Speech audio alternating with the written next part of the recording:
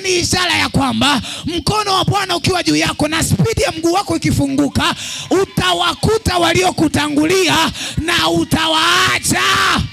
Haleluya! Bwana akufungue mguu wako, spidi iongezeke kwa jina la Yesu.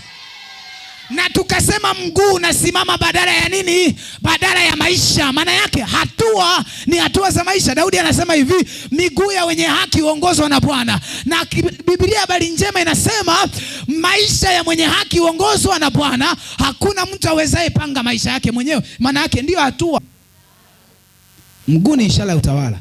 The Bible says duniani ni mbinguni ni kiti changu cha enzi. Duniani ni mahali pa kuwekea miguu yangu. Maana yake Mungu anatangaza enzi ni nini? Utawala, si ndio?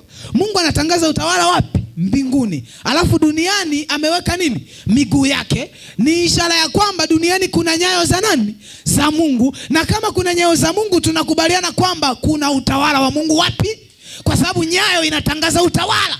Anasema popote nyayo zenu zikipakanyanga, nimewapa patakuwa penu. Manake pana nyayo za Mungu duniani, alafu yeye ndiye mtawala. Na kama yeye ndiye mtawala, mtoto wa mbwa ni mbwa, mtoto wa paka ni paka, mtoto wa simba ni simba. Sisi ni watoto wa Mungu. Kama yeye ni mtawala, na sisi ni watawala. Kwa kuwa kama yeye alivyo ndivyo na sisi tulivyo. Sisi ni watoto wake na sisi ni watawala kama baba yetu. Nani anaelewa? Pigie Bwana makofi mengi na vigelegele. Yesu asifiwe. Kama ulikuwa hujapata utawala, pokea hiyo kwa jina la mamlaka la Yesu.